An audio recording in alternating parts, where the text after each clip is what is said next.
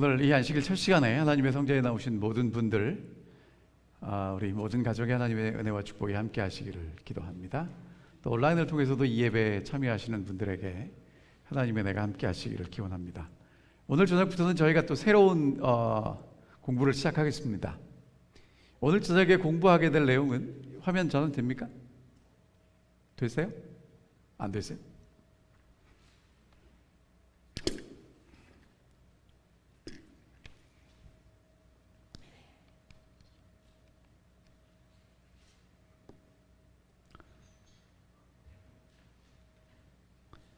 오늘 저녁부터 저희가 함께 살펴볼 내용은 여러분이 너무나 잘 아시는, 그렇지만 다시 한번 살펴보셔야 되는 내용인 Steps to Christ입니다.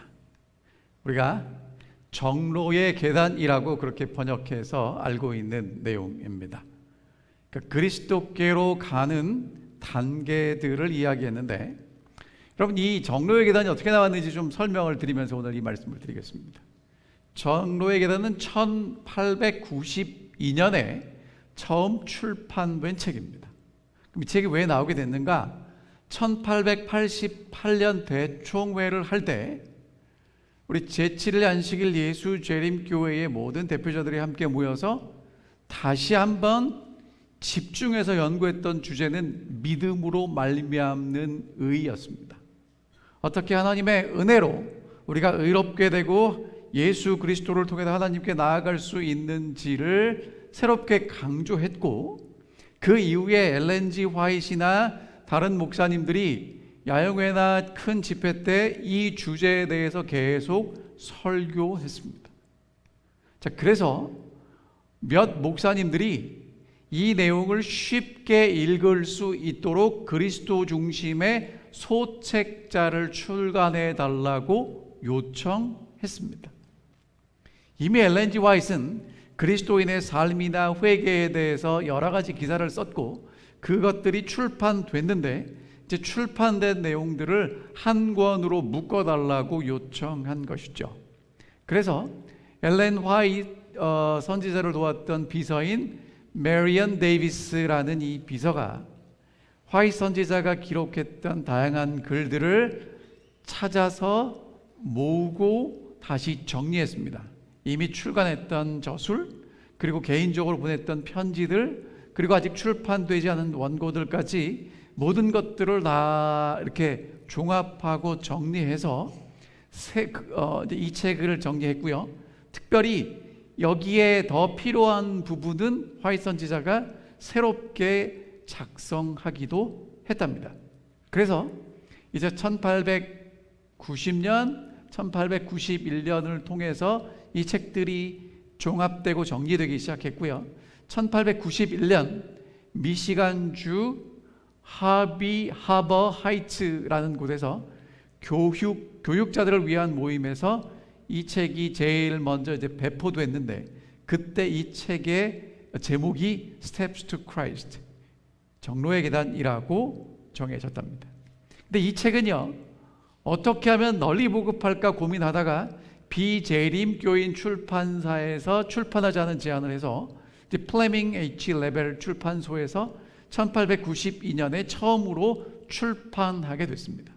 그때는 총 12장으로 구성이 됐는데, 그 다음엔 1893년 영국 런던에서 인터내셔널 트랙 소사이어티라는 곳에서 이 판권을 사서 다시 이 책을 출판하려고 했고, 그때 이제 오늘 저녁에 저희가 공부하게 될 1장, 인류를 위한 하나님의 사랑이 추가돼서 이제 출판하게 됐습니다. 출판 6주 후에 3쇄를 찍었어요. 여러분 이게 뭔지 아시죠? 초판을 찍고 더 많이 주문이 들어오면 2재판, 3판 이렇게 쭉 나가잖아요. 그래서 이제 6주 만에 3번 인쇄를 했고, 그 해가 나가기 전에 7쇄까지 인쇄를 했습니다. 그 다음에 1896년에 이 레벨 출판사가 판권을 리비언 앤 헤럴드 출판사로 넘겼고, 이제 수년 뒤에 이 리뷰사가 이 판권을 엘렌 G 화이트에게 넘겼습니다. 1892년에 출판됐으니까 벌써 130년이 된 책입니다. 이 정로의 계단이 몇 건이나 출판됐는지 알 수가 없답니다. 왜냐하면 교단도 개인 소유의 출판소들도 그리고 또 개인이 정말 많이 출간해서 얼마나 많이 출판됐는지는 정확하게 알 수가 없고요. 언어도 정확하게는 알 수 없지만 대략 165개 이상의 언어로 번역됐다고 그렇게 알고 있답니다. 자, 이 책에 대해서 팀 포이리어라는 사람이 100주년이 됐을 때 이 정로의 계단이 얼마나 우리에게 큰 축복인지를 다음과 같이 요약했습니다. 그리스도인 경험에 대해서 간략한 서적을 저술해 달라고 엘레인 화이트에게 제안한 첫 번째 사람이 누구인지는 우리는 모른다. 그러나 한 가지는 확실하다. 이 작은 책 한 권을 통해 그리스도를 처음 알게 된 사람이 수백만 명이나 될 줄은 그도 몰랐다는 사실이다. 또 한 가지는 확실한 게 있다. 2017년에 정로의 계단을 읽고 전함으로 우리가 다시 복을 얻고 다른 사람을 복되게 할 수 있다는 사실이다. 그러니까 이 정로의 계단을 통해서 정말 많은 사람들이 축복을 얻고 오늘 이제 다시 공부하는 여러분과 저도 이 책을 통해서 분명히 하나님의 은혜와 축복을 경험하게 될 거라고 확신합니다. 모르는 내용이 아니라 다시 한번 새롭게 할 필요가 있기 때문에 그렇습니다. 자, 이제 이 정로의 계단은 영어로 Steps to Christ입니다. 그리스도께 나아가는 매 단계를 우리에게 보여주는데요. 요한복음 14장에서 예수님은 이렇게 말씀하셨습니다. 내가 곧 길이요 진리요 생명이니 나로 말미암지 않고는 아버지께로 올 자가 없느니라. 그러니까 예수님이 뭐라고 말씀하셨냐면 우리가 예수 그리스도를 통해서 궁극적으로 가야 할 곳이 어디라고 말씀하셨냐면 아버지가 계신 곳입니다. 그래서 이제 저희는 이 아버지께로 가는 이 여정을 그리스도와 함께 시작하게 될 것입니다. 어떤 여정이냐면요, 부조와 선지자 1장 제일 첫 번째 문장은 하나님은 사랑이시라로 시작합니다. 그리고 각 시대의 대쟁투 맨 마지막 책 마지막 구절도 하나님은 사랑이시라고 선포합니다. 그러니까 하나님은 사랑이시라로 시작해서 하나님은 사랑이시라로 끝나는데 그 사이에 여러분과 제가 있는 것입니다. 그러니까 오늘 여러분과 저는 이제 우리를 사랑하시는 하나님께로 다시 돌아가는 그 과정을 다시 한번 살펴보게 될 것입니다. 하나님은 사랑이십니다. 하나님이 사랑이신 것을 우리에게 보여주는 두 가지 큰 채널이 있는데요. 통로가 있는데 첫 번째는 천연계이고 두 번째는 성경입니다. 자, 천연계부터 함께 살펴보도록 하겠습니다. 여러분, 아침에 따사로운 햇살을 받을 때 뭘 느끼십니까? 참 좋다 이렇게 느끼지 않으십니까? 하나님은 따사로운 햇살을 통해서 우리에게 빛과 따사로움과 그리고 포근함을 선물해 주십니다. 또한 이 농작물에게는 이것이 정말 필요한 농작물을 자라게 하고 연글게 만드는 그런 에너지가 되기도 하죠. 비가 올 때는 어떻습니까? 비가 너무 많이 오면 그렇지만 가물었을 때 비가 오는 것은 얼마나 우리를 시원하게 해주고 메마른 대지를 촉촉하게 적셔주며 식물들에게 필요하는지 모르겠습니다. 높은 산들을 볼 때, 아름다운 평원들을 볼 때 우리는 정말 하나님의 사랑을 느끼게 되죠. 이것에 대해서 시편 145편은 이렇게 이야기합니다. 중생의 눈이 주를 앙망하오니 주는 때를 따라 저희에게 식물을 주시며 손을 펴사 모든 생물의 소원을 만족해 하시나이다. 하나님께서 때를 따라 모든 것들을 공급하실 때 그 하나님의 공급하심을 통해서 사람들은 이 천연계의 모든 만물들은 하나님의 사랑을 경험하게 되는 것입니다. 하나님이 창조하신 원래 이 세상 아담과 하와는 정말 행복하고 아름답게 살았습니다. 하지만 하나님이 금하신 그 열매를 먹게 되었고요, 그것 때문에 쫓겨나게 되었고 이제 죽음을 당하게 되었습니다. 그러나 아담과 하와가 하나님의 율법을, 사랑의 율법을 불순종해서 그 불순종은 죽음과 슬픔을 초래했지만 그럴지라도 하나님의 사랑은 변함이 없다는 것입니다.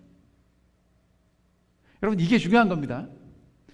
하나님의 사랑이 죄 짓기 전에는 있다가 죄가 들어오니까 사랑이 사라지고 없어진 게 아니라, 그러함에도 불구하고 하나님은 여전히 하나님이 우리를 사랑하신다는 것을 보여주신다는 것입니다.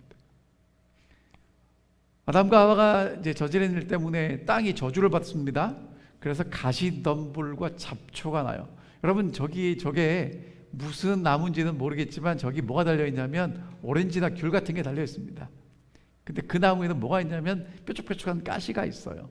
왜 주셨을까요? 여러분, 저것도 하나님의 축복이라는 것입니다.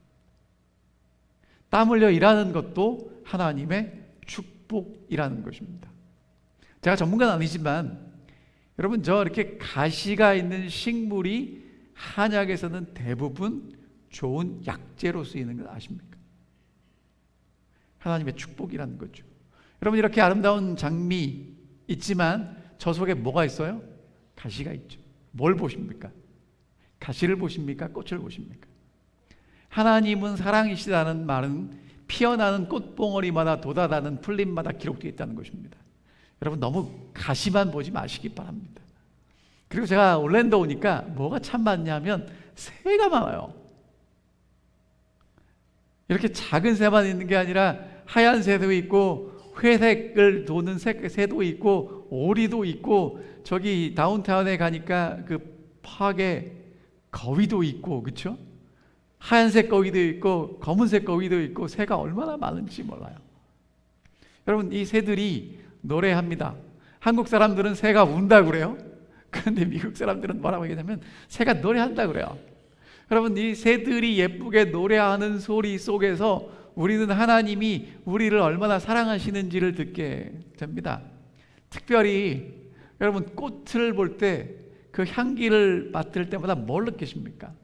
아름다운 꽃들은 향기를 풍기고 하나님의 따스한 보살핌을 말해주죠. 올랜도에는 이렇게 큰 나무들은 없지만 그래도 푸른 숲과 나무들이 있으면서 하나님께서 자녀들을 행복하게 해주기를 원하신다는 사실을 우리에게 말해주고 있다는 것입니다. 이 세상이 죄로 인해 많이 파괴되었을지라도, 많이 훼손되었을지라도 여전히 이 땅에는 아름다운 것들이 있고 그것들은 우리에게 하나님이 사랑이시라고 말해줍니다. 여러분, 그래서 바쁘시지만 할 일이 많지만 시간을 내서 하늘의 구름도 좀 쳐다보시고, 바닷가가 여기서 얼마나 멀죠?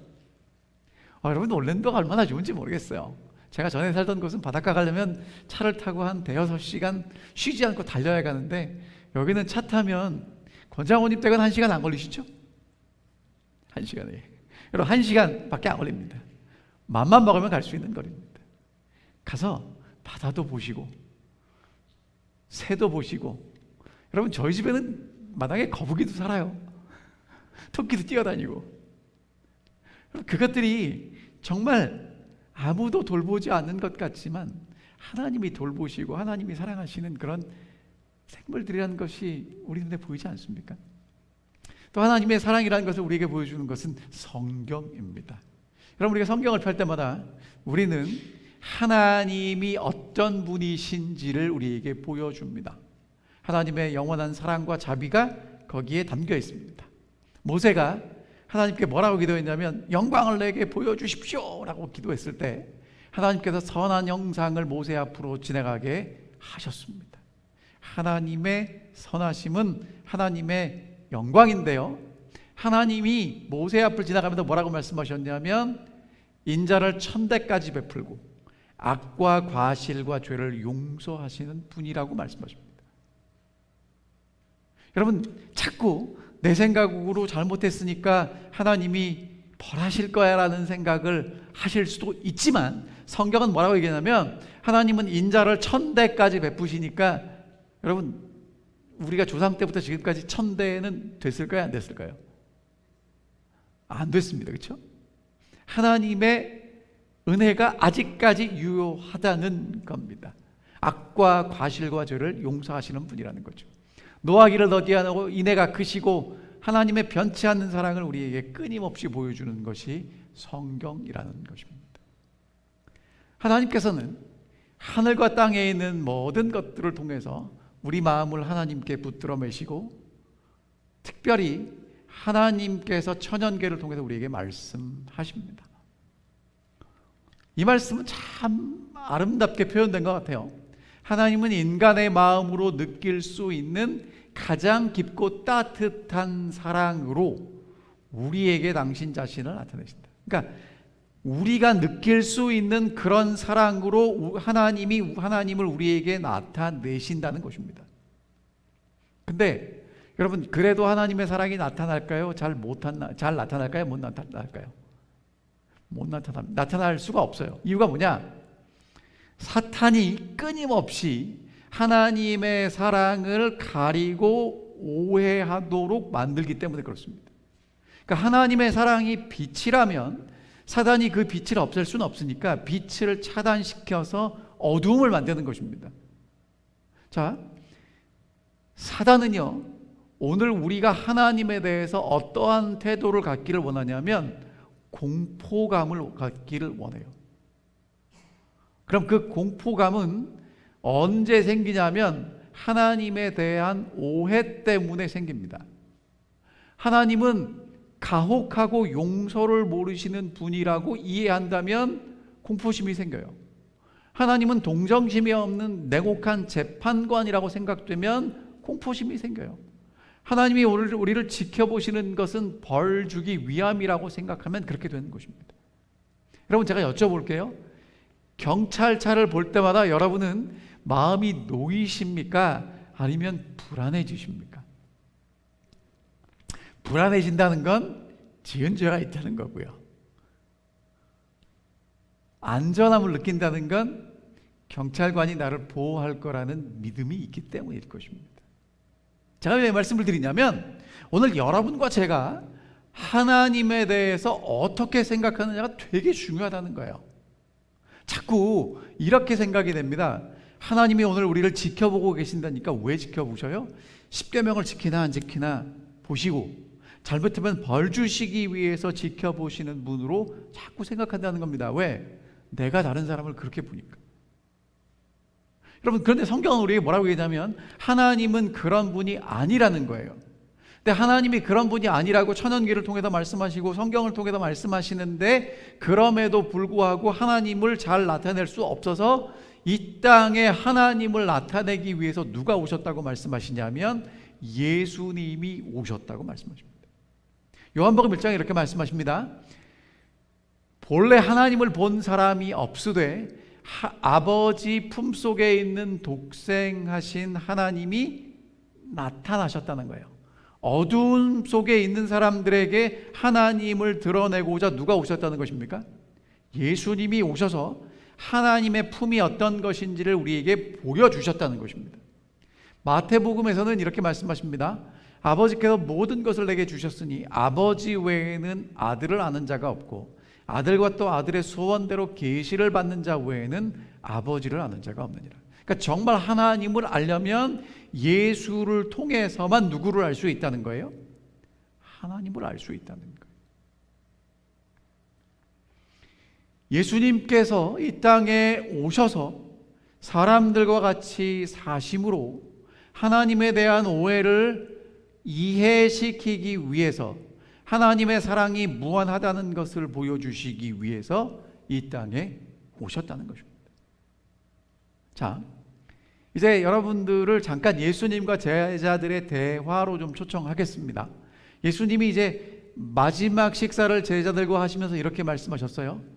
소자들아, 작은 자들아, 내가 잠깐 너희와 함께 있을 것인데 하지만 그 후에 너희가 나를 찾아도 내가 가는 곳에 올 수 없을 거야 라고 말씀하셨어요. 여러분, 제자들이 이 말을 들었을 때 어떻게 느꼈을까요? 이제까지 늘 예수님 선생님 따라다녔는데 예수님이 뭐라고 말씀하시냐면 지금 내가 가는 곳에 올 수 없다라고 말씀하시니까 화들짝 놀래서 베드로가 이렇게 얘기합니다. 주여 어디로 가십니까? 예수님이 뭐라고 말씀하셨냐면 지금은 니네 못 따라오지만 나중에는 따라올 거야. 그랬더니 베드로가 어찌하여 따라갈 수 없습니까? 네, 지금 따라가겠습니다. 못 따라간다면 뭘 버리겠습니다? 목숨까지 버리겠습니다. 그때 예수님 뭐라고 말씀하셨냐면, 야, 나를 위해서 목숨을 버린다고? 내가 진실을 얘기해 줄게. 다 울기 전에 3번 나 부인할 거야. 여러분, 베드로가 근심이 될까요, 안 될까요? 되겠죠. 그래서 나오는 말씀입니다. 근심하지 마라. 하나님 믿으니 또 나를 믿어라. 내 아버지 집에 거할 곳이 많고, 그러니까 내가 가서 너희를 위해서 처소를 예비하면 가서 예비하고 나서 다시 와서 너희를 내게로 영접하여 나 있는 곳에 너희도 있게 할게. 여러분, 예수님이 분명히 어디로 가신다고 그랬어요? 내 아버지 집에 가서 처소를 준비하고 다시 와서 너희를 내게로 영접하여 나 있는 곳에 너희도 있게 할 거라고 말씀하셨죠. 그 다음에 예수님 물어봅니다. 내가 어디로 가는지 니네들 그 길 알지? 그럼 여러분 뭐라고 대답해야 돼요? 네 라고 대답해야 되는데 도마가 뭐라고 대답하냐면, 주여 어디로 가시는지 모르겠는데 어떻게 알겠습니까? 여러분, 예수님이 얼마나 답답했을까 생각해 보세요. 근데 오늘 이 얘기는요, 오늘 어쩌면 예수님의 다시 오심을 손꼽아 기다리는 여러분과 저도 정말 다시 한번 이런 질문을 해봐야 합니다. 예수님이 어디로 가셨는지, 우리가 어떻게 해서 그 길을 갈 수 있는지를 알아야 해요. 그래서 예수님 말씀하십니다.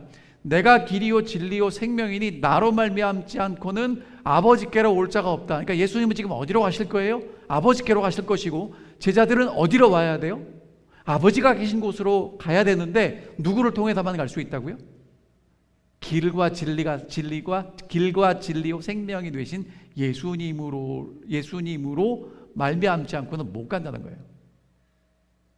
여러분, 이만큼 했으면 알아들어야 되지 않아요? 그랬더니 빌립이 그 다음에 예수님이 이렇게 말씀하십니다. 야, 니네 나를 알았으면 아버지도 알았지. 여러분, 예수님이 이 땅에 왜 오셨다고 그랬어요? 누구를 보여주기 위해서? 하나님 아버지를 보여주기 위해서. 그러니까 니네 나를 알았으면 이제 아버지 아는 거야. 이제부터는 너희가 그분 누구예요? 하나님 아버지를 알았고 본 거야. 그랬더니 빌립이 뭐라고 질문하냐면, 주여 아버지를 우리에게 보여주십시오. 그러면 족하겠나이다. 이제까지 예수님 뭘 보여주셨는데? 아버지를 보여주셨는데 봤대요, 못 봤대요? 못 봤대요. 자, 그래서 예수님이 이렇게 말씀하십니다. 야, 빌립아, 이렇게 오래 같이 있었는데 날 몰라? 나를 보면 누구를 본 거야? 아버지를 본 거야. 아버지가 내 안에 계시고 내가 아버지 안에 계신 것 믿지? 못 믿겠으면 예수님이 이렇게 말씀하십니다. 내가 아버지 안에 거하고 아버지께서 내 안에 계심을 믿으라. 못 믿겠으면 무엇을 통해서 믿으라는 거예요? 내가 행하는 일을 통해서 믿으라는 거예요. 여러분, 이제 정말 하나님이 나를 사랑하시는 게 잘 믿겨지지 않으신다면 뭘 통해서 믿을 수 있어요? 예수님이 하신 일을 통해서 믿을 수 있어요. 자, 예수님이 이 땅에 오셔서 하신 일은 주의 성령이 임하셨으니 가난한 자들에게 복음을 전하고 포로된 자에게 자유를, 눈먼 자에게 다시 보게 함을, 눌린 자를 자유케 하기 위해 오셨다고 말씀하십니다. 그러니까 오늘 여러분과 제가 안 보이면 보이게 해주실 거고요, 눌렸으면 자유케 해주실 거고요, 포로됐으면 진짜 자유함을 맛볼 수 있도록 해주신다고 말씀하십니다. 이것에 대해서 사도행전 10장의 베드로는 이렇게 얘기합니다. 하나님이 나사렛 예수에게 성령과 능력을 기름 붓듯 하셨음에 두루 다니며 선한 일을 행하셨고 마귀에게 눌린 모든 사람을 고치셨다고 말씀하십니다. 자, 그럼 이제 예수님은요, 하늘에서 오셨다는 것을 예수님의 사업이 보여주는데, 예수님의 사업에는 뭐가 나타났냐면 하나님의 사랑과 하나님의 자비와 하나님의 동정이 나타난다는 것입니다. 예수님의 마음은 인류를 위한 사랑으로 젖어 있었습니다. 자, 그럼 이제 어떻게 알 수 있는가? 여러분, 예수님이요, 이 땅에 사람으로 오셨습니다. 예수님의 제자들은 예수님이 사람이 아니라는 생각을 한 번도 한 적이 없어요. 그런데 예수님이 폭풍을 잠잠케 했더니 와 합니다. 무슨 얘기입니까? 늘 함께 밥 먹고 잠자고 하니까 예수님이 기적을 행하시지만 예수님이 하나님이라는 생각이 잘 안 들어요. 여러분, 예수님이 왜 하나님이신 예수님이 왜 사람이 되셨을까요? 자, 여러분, 예수님이 사람이 되신 이유는 하나님에게는 다가가기가 어려울지 몰라도 사람이 사람에게는 다가가기가 어렵지 않습니다. 그럼 여러분 여쭤볼게요. 여러분은 돈 많은 사람에게 가는 게 쉽습니까? 돈 없는 사람에게 가는 게 쉽습니까? 지위가 높은 사람에게 가는 게 쉽습니까? 지위가 없는 사람에게 가는 게 쉽습니까? 많이 배우고 똑똑한 사람에게 가는 게 쉽습니까? 그렇지 않은 사람에게 가는 게 쉽습니까?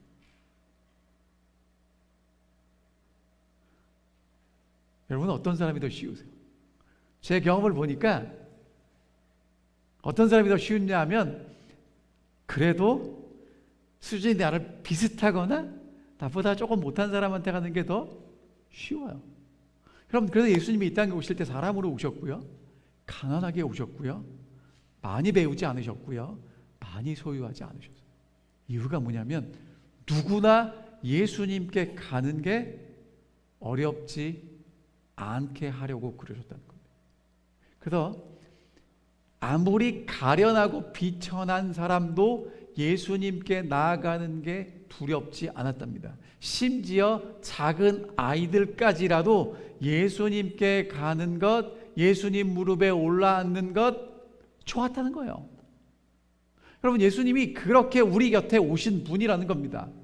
자, 그 다음에 예수님이 하시는 말씀은요, 무례하지 않으셨고요, 가혹하게 말씀하지 않으셨고요, 어떤 사람의 마음도 상하지 않으셨고요, 약점을 비난하지 않으셨어요.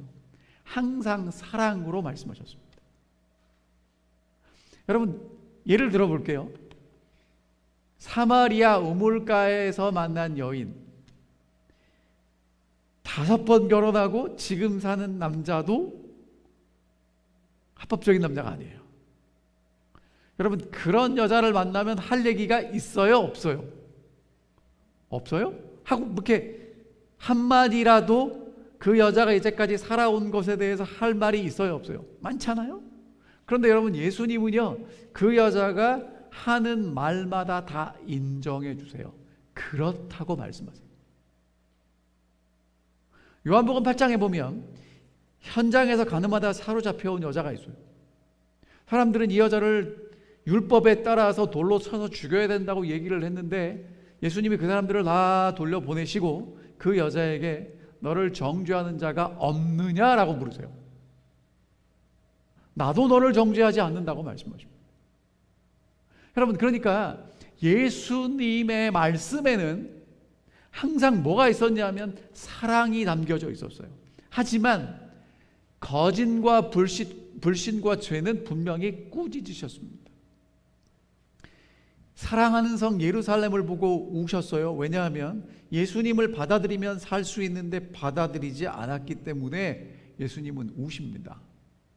예수님이 죄인을 꾸짖으셔요. 죄가 잘못됐다고 말씀하시는데 그 음성은 떨렸고요, 그 말씀 속에는 하나님의 긍휼과 자비가 섞여 있었습니다.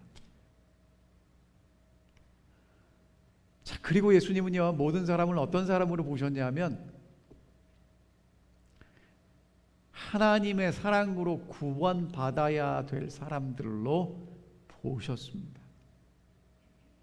오늘 우리는 우리 옆에 있는 사람들을 어떻게 보나요? 자, 그러면 제가 여쭤보겠습니다. 여러분, 오늘 하나님의 성전에 나오셨고 온라인을 통해서 예배를 드리시는데 나는 하나님 눈에 어떻게 보이기를 원하십니까? 나는 오늘 안식일을 지키는 사람으로 하나님 앞에 비춰지기를 원하십니까? 아니면 이 안식일에도 하나님의 은혜가 필요한 죄인으로 비춰지기를 원하십니까? 여러분, 예수님은요, 모든 사람을 구원받아야 할 죄 많은 사람들로 보셨습니다. 그리고 그들을 그렇게 받아주셨어요. 예수님은요, 하나님이 어떤 분이신지를 우리에게 보여주기 위해서 이 땅에서 사셨다고 말하고 있습니다. 근데 그게 끝이 아니에요. 자, 예수님은 이 땅에서 그렇게 하나님의 사랑을 보여주시고 하나님이 오늘 우리를 사랑하는 그 사랑을 죽음으로써 증명하셨습니다. 여러분, 예수님이 왜 인간의 이 땅으로 오셨냐면 히브리서 2장 9절에 보면 이렇게 말씀하십니다. 오직 우리가 천사들보다 잠시 못하게 하심을 입은 자, 누굽니까? 예수 그리스도입니다. 죽음의 고난을 받으심으로 말미암아 영광과 존귀로 관을 쓰신 예수를 보니 이를 행하심은 하나님의 은혜로 말미암아 모든 사람을 위하여 죽음을 맛보려 하려 하심이라. 여러분, 하나님은 죽을 수 있습니까? 없습니까? 하나님은 죽을 수 없습니다. 왜? 하나님은 죽지 않는 분이 하나님이에요. 그러니까 하나님이 죄인을 위해서 아무리 하나님의 사랑을 나타내셔도 하나님은 죽을 수 없습니다. 그래서 그 하나님이 인간이 되셨어요. 뭐 하려고? 죽으려고. 여러분, 이게 신비이고 사랑입니다. 여러분이 잘 아시는 대로 하나님은 창세기 2장 17절에 선악을 알게 하는 나무의 열매는 먹지 말아라. 먹는 날에는 정령 죽으리라. 반드시 죽으리라 말씀하셨습니다. 이건 하나님의 말씀이에요. 죄의 싹은 사망입니다. 여러분, 죄의 싹이 사망이니까 그 값을 누군가는 갚아야 돼요. 근데 오늘 여러분과 제가 갚으면 우리 생명이 하나니까 이 생명으로 갚고 끝납니다. 그래서 하나님의 아들이 이 땅에 오셔서 온 인류의 죄의 값을 갚으셨어요. 그리고 부활하심으로 우리에게 새로운 생명을 다시 주시는 것입니다. 그러니까 여러분 있죠. 하나님이 하나님 옆에 있는 아들을 이 땅으로 보내셔서 수치와 증오와 죽음을 당케 하신 이유는 그것을 통해서 여러분과 제게 새로운 생명을 주시기 위함이라는 것입니다. 그래서 오늘 우리에게 딱 하나 요구해요. 보라는 것입니다. 광야의 예수를, 겟세마네 동산의 예수를, 십자가 상의 예수를, 우리의 죄를 지고 십자가에 달려 돌아가신 예수를 뭐 하라고요? 보라고요. 여러분, 예수님이 십자가에서 얼마나 아프셨을까? 아프셨어요. 근데 아프신 것만 보지 말고요. 오늘 우리의 죄 때문에 인간이 되셔서 그 죄값을 갚으시고 죽음으로 모든 것들을 다 해결하신 하나님의 아들 예수 그리스도를 보라는 것입니다. 여러분, 예수님이 경험하신 죽음은요, 오늘 우리가 숨이 끊어지는 그 죽음을 넘어서 하나님과 연결되어 있는데 하나님과 연결돼 분리되는 것을 정말 싫어서 끝까지 그 연결을 붙잡고 있다가 오늘 우리를 사랑하시기 때문에 하나님과 분리되는 그러한 죽음이었습니다. 여러분, 하나님이 우리를 그렇게 사랑하셨다는 거죠. 근데 어떤 분들은 이런 오해를 해요. 예수님이 우리를 위해서 돌아가셨기 때문에 하나님이 우리를 사랑하시는가 보다. 여러분, 성경은 뭐라고 얘기하냐면 반대라고 얘기합니다. 하나님이 우리를 사랑하시기 때문에 독생자를 우리에게 주셨다는 것입니다. 그러니까 예수님이 우리를 위해서 돌아가셨기 때문에 하나님이 우리를 사랑하시는 것이 아니라 하나님이 우리를 사랑하셨기 때문에 하나님의 아들을 이 땅에 보내셔서 돌아가시게 하셨고 하나님의 사랑이 우리에게 비춰졌다는 것입니다. 여러분, 그래서 사도 바울은 뭐라고 얘기하냐면 우리가 아직 죄인 되었을 때 그리스도께서 우리를 위하여 죽으심으로 하나님께서 우리에게 대한 자기의 사랑을 확증하셨다고 말씀하십니다. 여러분, 여기서 기억하셔야 될 게 뭐냐면 하나님이 우리를 사랑하셨어요. 다 알죠? 언제? 죄인 되었을 때. 하나님의 사랑을 받을 만한 가치가 하나도 없을 때, 착한 일 안 했을 때, 안식일 안 지켰을 때, 성경도 안 봤을 때, 기도도 안 했을 때, 하나님의 사랑이 있는지 없는지도 몰랐을 때, 우리가 태어나기도 전에 하나님이 우리를 사랑하셔서 예수를 이 땅에 보내시고 십자가에 달려 돌아가게 하심으로 하나님이 2000년 뒤에 태어날 우리도 사랑하신다고 보여주셨다는 것입니다. 여러분, 하나님의 아들만이 우리를 죄에서 구원하실 수 있고요, 하나님의 아들만이 하나님의 어떤 분이신지 우리에게 말씀해 주실 수 있습니다. 하나님은 하나님의 사랑이 어떤지 알잖아요. 그래서 하나님의 사랑을 우리에게 보여주시는 것입니다. 여러분,